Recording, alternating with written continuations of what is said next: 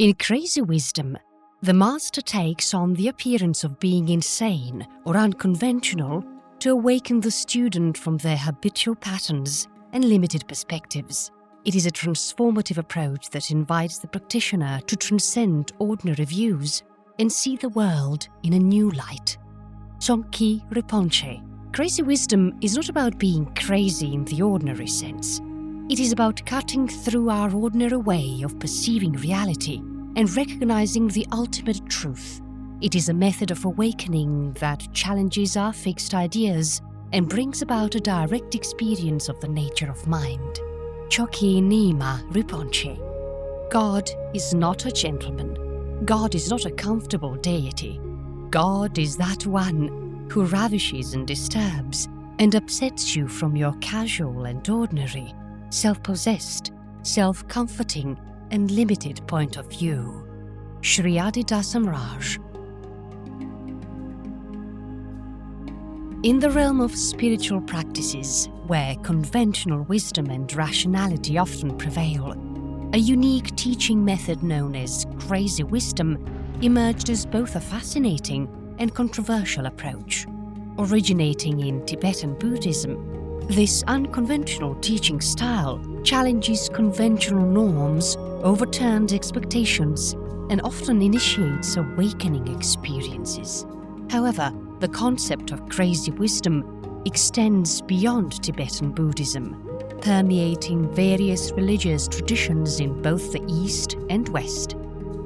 Crazy wisdom teaching methods can be seen as a form of teaching known within Buddhism as skillful means. In Buddhism, skillful means refers to the idea of using various methods and approaches to help others understand and practice the teachings of Buddhism. The teacher will adapt their actions and teachings according to the needs and capacities of different individuals. The Buddha employed skillful means in these teachings to cater to the varying capacities of his followers. He utilized gradual instruction using simpler teachings as a foundation for deeper ones, and employed parables, metaphors, and tailored advice to make complex ideas more accessible. The Buddha skillfully questioned his disciples, encouraging self-reflection and independent understanding. Through these skillful means, the Buddha adapted his teachings to meet the individual needs of his diverse audience. Crazy wisdom, as a teaching method, is used to shock and disrupt ordinary patterns of thinking in order to awaken individuals to a deeper understanding of reality. While skillful means generally emphasizes compassion and skillful guidance, crazy wisdom will employ unconventional methods to jolt individuals out of their habitual patterns and limited perspectives. Crazy wisdom is a form of skillful means when used by a highly realized teacher or guru to create a crisis in the student that pushes them beyond their usual ways of thinking and acting, so as to experience a direct insight into the nature of reality. The practice of crazy wisdom requires a high level of spiritual attainment, not only on the part of the teacher, but also a high level of maturity and understanding on the part of the student. In recent years, it has come to light that this may not have always been the case, and substantial claims of exploitation of students, often of a sexual nature, by teachers, have been numerous. This type of exploitation of a student by a teacher can be avoided if this student, 1. is clear from the beginning the nature of the spiritual process, 2. has clarity on the goal of spiritual practice, 3. is aware and can recognize the signs of a true teacher. However, one is perhaps best guided by a quote from the Buddha. Be a lamp unto yourself. Be your own confidence. Hold to the truth within yourself as to the only truth.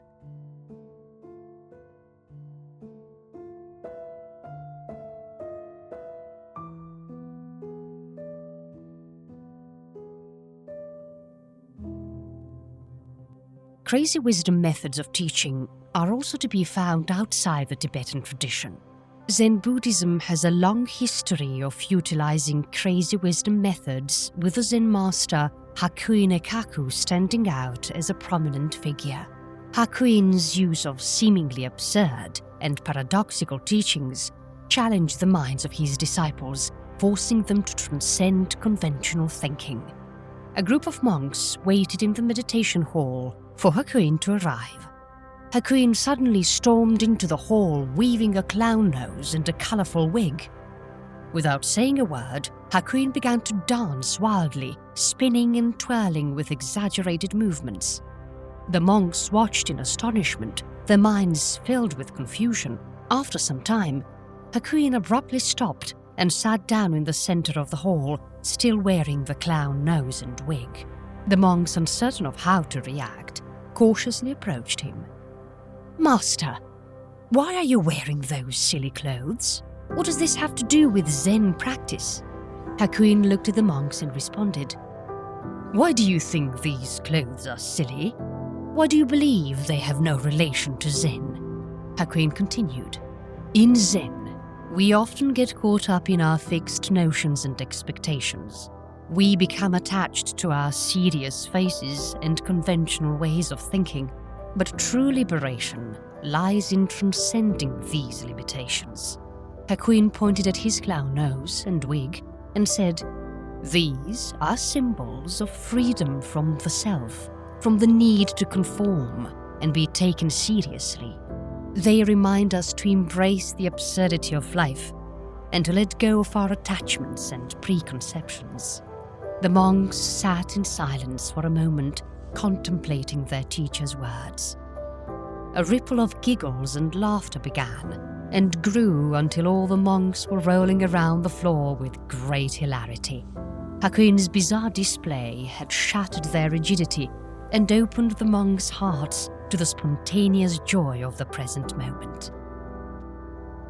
In the Sufi tradition, the poet and mystic Jalaluddin Rumi, known for speaking ecstatic poetry of love and longing for the divine, also used paradoxical and enigmatic language and performed spontaneous acts which embodied the spirit of crazy wisdom.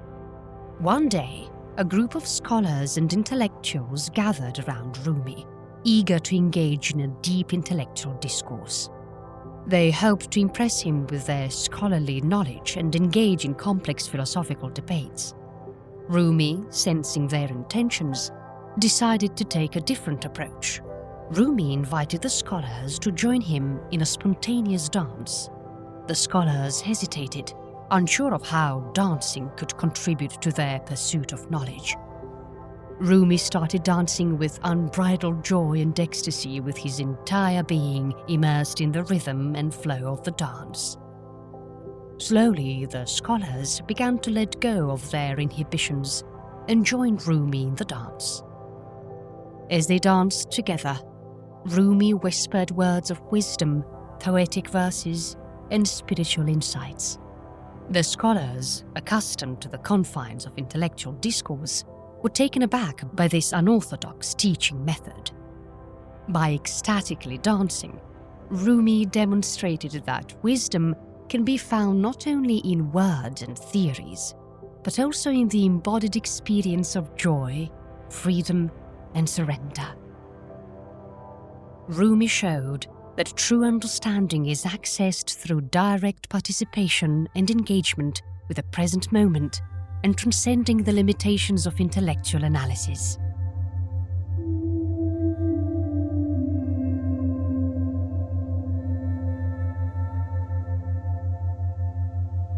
Trungpa Kunli, also known as the Divine Madman, was a legendary Tibetan Buddhist teacher who lived in the 15th and 16th centuries. Trungpa Kunli was renowned for his unorthodox and eccentric teaching methods, which often employed humor, irreverence, and shocking behavior to convey profound spiritual insights.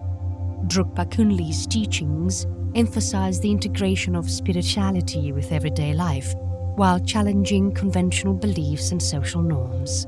He was known for his unfiltered language, crude behavior, and openly expressing his sexual desires.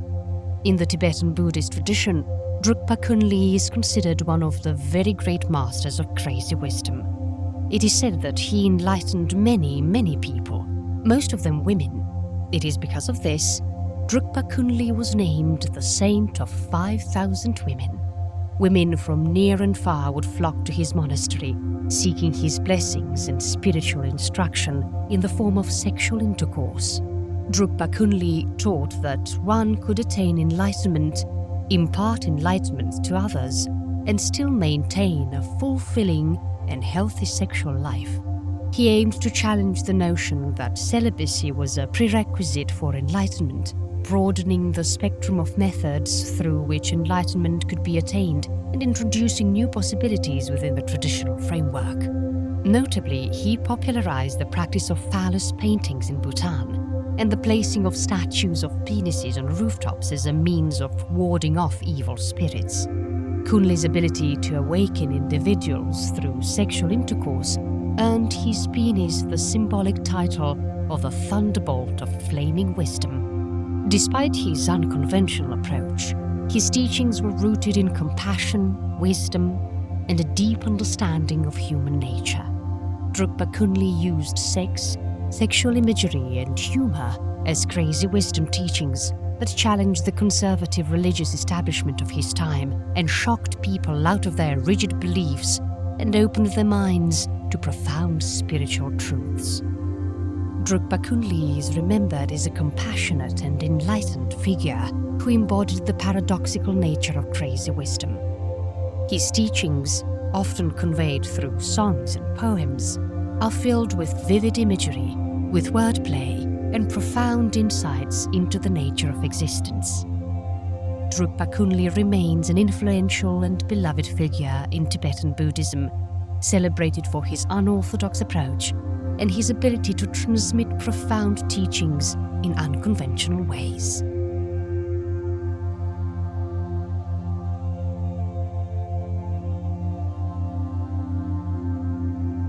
A number of more contemporary spiritual teachers and gurus are reported to have employed similar unconventional crazy-wise methods to shock their students into awakening. Some of these teachers and gurus have attracted not only controversies, but in some cases have been sued by former devotees and students. God is not a gentleman. Do not mistake my unconventional methods for irresponsibility or misconduct. I am a mirror, reflecting back to you the illusions you hold. If you find discomfort in what you see, it is an invitation to examine your own beliefs and conditioning. Sri Adida Samraj. 3 of the best-known, more recent crazy-wise teachers in the East and/or West are Chogyam Trungpa, Osho, Bhagwan Sri Rajneesh, Adida Dafri John. While looking at each of these teachers in turn, it is important to recognize that many of the stories and reports are taken out of the context of the particular teacher or student relationship and teaching moment. It is also important to acknowledge that the relationship to one's teacher or guru is a very personal, intimate, and heartfelt matter, and that one should take that into account before making any harsh criticisms or judgments of another's teacher or guru.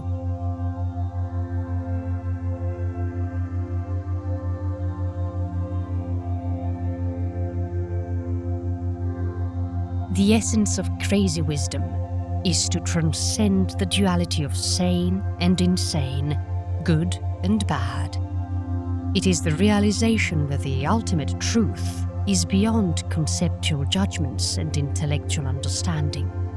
It is a direct encounter with a naked, unconditioned reality of the present moment. Chogyam Trungpa Rinpoche. Chogyam Trungpa Rinpoche was a Tibetan Buddhist meditation master, scholar, and artist. Born in Tibet, he was recognized as an incarnate Lama at a young age. Trungpa Rinpoche played a significant role in introducing Tibetan Buddhism to the West. In 1959, he fled Tibet during the Chinese invasion and eventually settled in the United States. Trungpa Rinpoche founded several influential Buddhist organizations, including Naropa University in Boulder, Colorado, and Shambhala International. He blended traditional Tibetan Buddhist teachings with Western psychology and philosophy, making them accessible to a wider audience. Controversies surrounding Chogyam Trungpa primarily revolve around his unconventional behavior, and in particular, his use of alcohol. It is widely reported that he had a relationship with alcohol throughout his life, and there are accounts of instances where he publicly consumed alcohol during teachings, gatherings, and social events. Trungpa Rinpoche referred to his approach as crazy wisdom, asserting that he was working with his own attachment to alcohol as a means of teaching his students about the pitfalls of clinging to habitual behaviors and external crutches. Critics have expressed concerns about the potential negative effects of Trungpa Rinpoche's alcohol consumption and its influence on his teachings. It is important to note that Trungpa Rinpoche's views and practices regarding alcohol were not universally accepted, even at the time among his own students and within the broader Buddhist community. Chogyam Trungpa Rinpoche died on April 4, 1987, at the age of 47. The official cause of his death was recorded as heart failure brought about by liver disease and chronic alcohol abuse.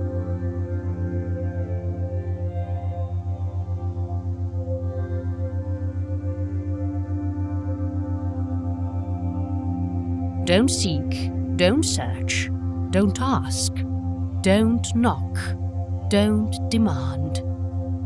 Relax. If you relax, it comes. If you relax, it is there. If you relax, you start vibrating with it.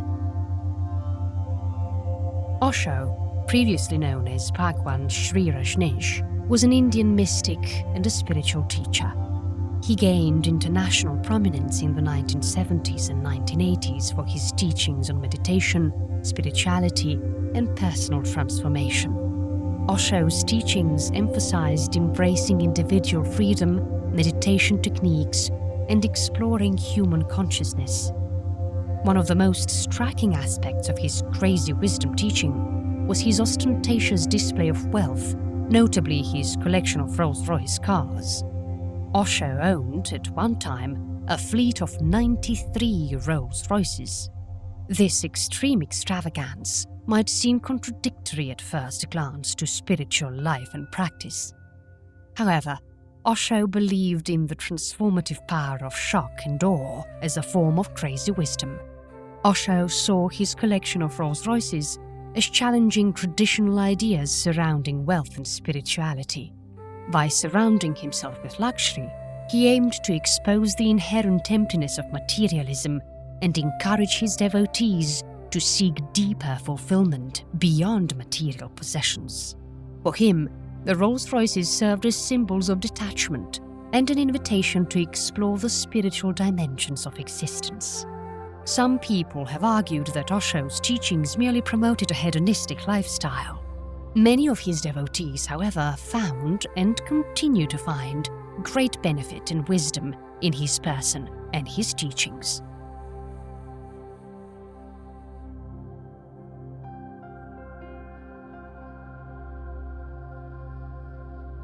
The compassionate master does not do for others everything. He can do within the bounds of propriety. The compassionate master will do everything, whether in the realm of propriety or not, for the sake of awakening others. Adida, previously known as Da Free John, was an influential American spiritual teacher who left a lasting impact on the spiritual landscape. During a significant period in his teaching practice in the 1970s, known as the Garbage and the Goddess, Adida explored the depths of human experience and consciousness. The Garbage and the Goddess teaching period was marked by a particular emphasis on challenging conventional beliefs and exploring the interplay between what is typically considered undesirable or rejected, symbolized as garbage, and the inherent divinity within all aspects of existence, symbolized as goddess. Adida's use of crazy wisdom during the Garbage and the Goddess period challenged traditional notions of spirituality and encouraged his students and devotees to embrace the totality of their human experience. Adida sought to dismantle the barriers that separate the sacred from the profane.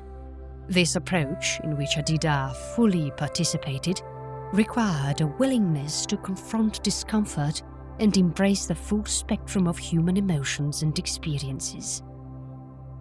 Adida's unorthodox, crazy-wise teaching methods have stirred much controversy.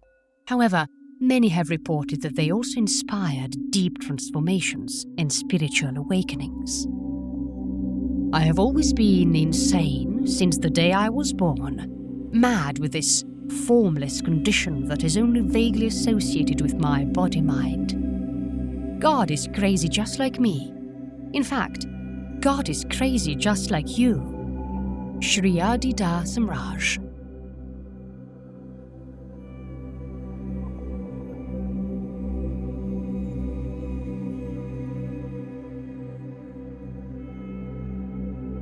Here are 8 points to check the authenticity of a crazy-wise teacher. Wisdom in their teachings. A genuine crazy-wise teacher will have profound insights and teachings that transcend conventional wisdom. They may offer unconventional perspectives that challenge established norms, but their wisdom should be grounded in depth and clarity.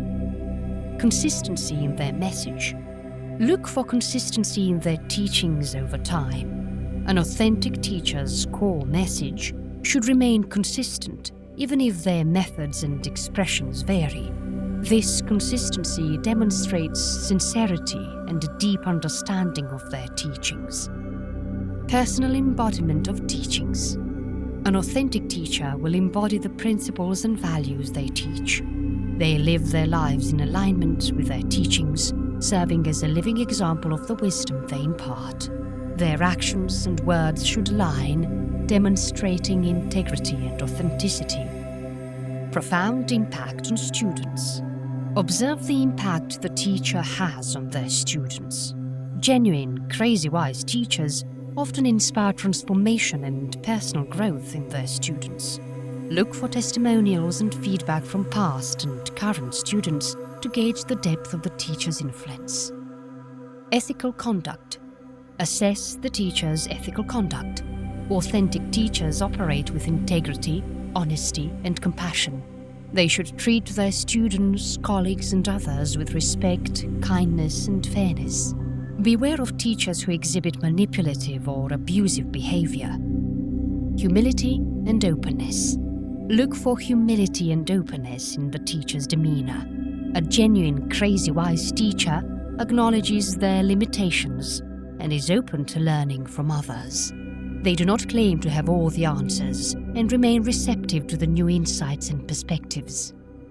Longevity and reputation. Consider the teacher's track record and reputation within their community. An authentic teacher will have a history of dedicated service and positive impact. Seek feedback from reliable sources and evaluate their standing within relevant circles.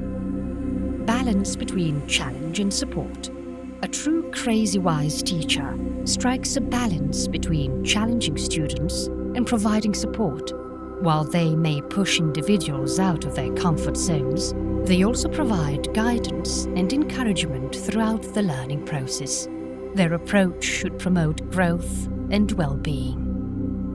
Assessing the authenticity of a teacher requires time, observation, and personal discernment.